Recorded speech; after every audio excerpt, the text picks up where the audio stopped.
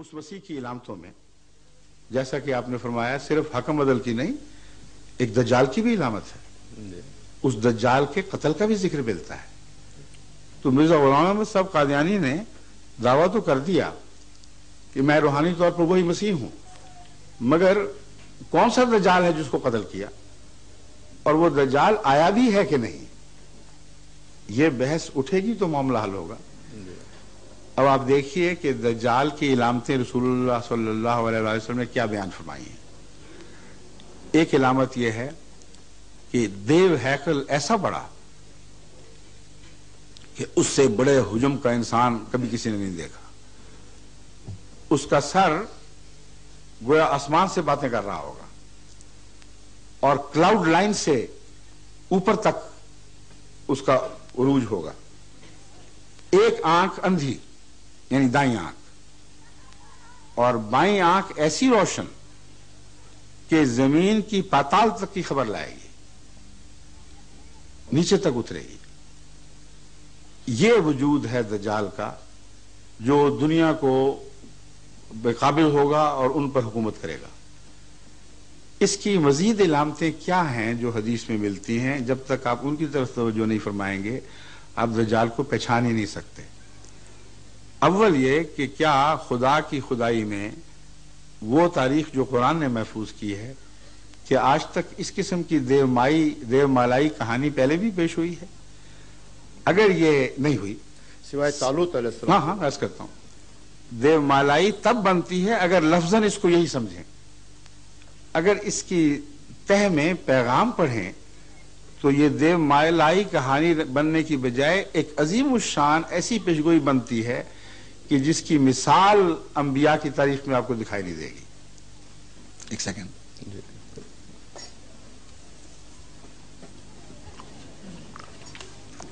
آپ نے فرمایا وہ قابض جو ہوگا دنیا پر تو کس طرح قابض ہوگا؟ فرمایا اس کا ایک گدھا ہوگا، اور وہ گدھا بھی عظیم الخلقت ہوگا. اتنا بڑا ہوگا کہ گویا اس کے دو کانوں کے درمیان 70 باہ کا یعنی تقریباً 105 فٹ کا فاصلہ ہے. اور اس کی علامتیں بڑی عجیب بیان فرمائیں. فرمایا وہ آگ پر چلے گا، پٹھے نہیں کھائے گا، دانا دن کا اس کی غذا نہیں ہوگی، وہ آگ کھا کر چلے گا. اور وہ گدھا خشکی پر چلے گا یا سمندر میں چلے گا یا ہوا پر؟ اس کا جواب اس طرح ملتا ہے. آپ فرماتے ہیں کہ اول وہ اتنا تیز رفتار ہوگا کہ مہینوں کا سفر گھنٹوں میں طے کرے گا. نمبر 2، اس میں سواریاں بیٹھیں گی اور چلنے سے پہلے اعلان کیا کرے گا کہ میں چلنے لگا ہوں، آ جاؤ جس نے بیٹھنا ہے. اور وہ خشکی پر بھی چلے گا. یہ بڑی کھلی اس کی وضاحت فرمانے کے بعد فرماتے ہیں کہ اس کی چھلانگ اتنی بڑی ہوگی کہ ایک پاؤں مشرق میں تو دوسرا مغرب میں ہوگا. یعنی ایک جگہ سے وہ ٹیک آف کرتا ہے اور دوسری جگہ جا کے لینڈ کرتا ہے، اور اس کا سفر فضا میں کلاؤڈ لائن سے اوپر ہوگا. اور فرمایا وہ جو پیٹ، جس کے پیٹ میں آگ جل رہی ہوگی، اس کے اندر داخل ہونے کے لیے کھڑکیاں ہوں گی اور اندر روشنیاں جلی ہوں گی اور آرام سے بیٹھنے کے سامان موجود ہوں گے. پھر فرمایا کہ وہ سمندر پر بھی چلے گا، اور سمندر پر چلنے کی علامت یہ ہے کہ گھٹنوں تک ڈوبے گا، اوپر باقی باڈی اس کے اوپر رہے گی. اور فرمایا کہ وہ کیا کیا کاروبار کرے گا سمندر پر. فرمایا دجال کی طرف سے وہ گندم اور غذا کے پہاڑ اٹھا کر چلے گا، ان قوموں کی طرف لے کے جائے گا اس گندم کو جو اس کی تائید کرنے والے لوگ ہیں، دجال کے حمایتی ہیں. جو ان کے حمایتی نہیں ہیں وہ چاہے بھوکے مر جائیں، ان کو یہ فوڈ کی یا گندم کی امداد نہیں پہنچے گی.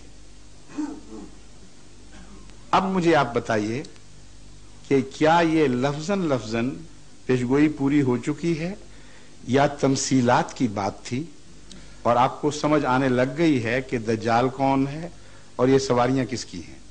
فرمائیے جناب میں معذرت کے ساتھ عرض کروں گا کہ جہاں تک میں نے مشکات شریف کا یا بخاری شریف کا مطالعہ کیا ہے اس میں دجال کی کیفیت جیسے آپ نے واضح فرمائی ہے یہ میرے علم میں نہیں آئی، البتہ یہ ضرور آئی ہے کہ وہ قوی ہیکل ہوگا، تقریباً 40 روز میں وہ تمام دنیا کا چکر لگا لے گا، اس کی ایک طرف بہشت ہوگا ایک طرف دوزخ ہوگا، وہ آدمی کو چیرے گا پھر زندہ کر دے گا، پھر چیرے گا تو نہیں چیر سکے گا۔ جہاں آپ نے یہ پڑھی تھی نا باتیں وہیں یہ بھی ہیں، لیکن اس میں نہیں اس وقت بحث بیکار ہے، آپ گھر جا کے تسلی سے دجال کے متعلق سب روایات اکٹھی کر لیں، ایک بھی روایت میں بیان نہیں کر رہا جس کی سند نہ ہو۔ نہیں جناب میرا عرض میری بات سنیں، اب مجھے پھر موقع دے، میں نے آپ سے وقتی طور پر پوچھا تھا، جی کوئی بات مائک کا مستقل حوالے نہیں کیا ابھی جناب۔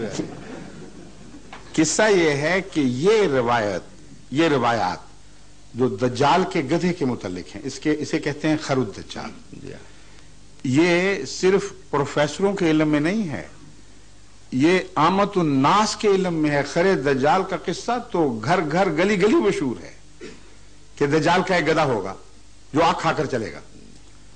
اس کا انکار کرنا میرے لیے تعجب انگیز ہے، کیونکہ آپ کسی مولوی سے پوچھ لیں وہ خر دجال کے مضمون سے خوب واقف ہے، یہاں تک کہ جب 53 میں جسٹس منیر کی عدالت بیٹھی کہ یہ فیصلہ کرے کہ ظلم کس نے کیا، کیوں کرایا گیا، سیاست تھی، مذہب تھا، کیا تھا، اس کی رپورٹ پڑھیں۔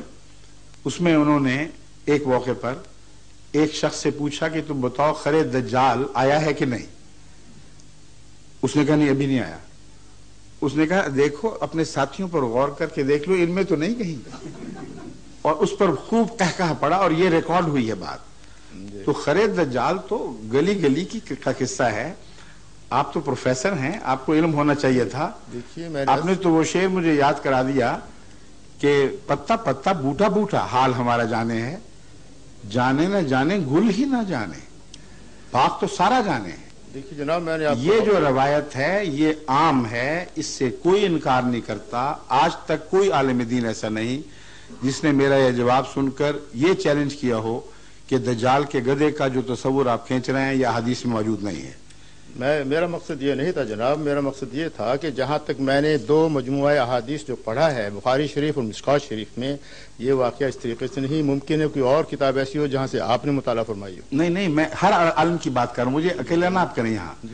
اس میں میرا تمام مسلمان سنی شیعہ علماء سے اتفاق ہے، وہ سب اس بات پر متفق ہیں کہ جہاں بھی دجال کا ذکر آیا ہے اس کے ساتھ خر دجال کا ذکر بھی ملتا ہے، اور یہ سب علامتیں پائی جاتی ہیں جناب۔ اب سنیے، عیسائی دنیا میں جب بھی میں نے یہ بیان کی باتیں، مثلا آسٹریلیا میں ایک موقع پر ایسا پیش آیا کہ ایک عیسائی پادری صاحب نے لوگوں کو انگیخت کرنے کے لیے سوال کروایا کہ دجال کون ہے، وہ کہیں گے، ہم کہیں گے کہ آپ لوگ ہیں، تو ان کو غصہ آئے گا۔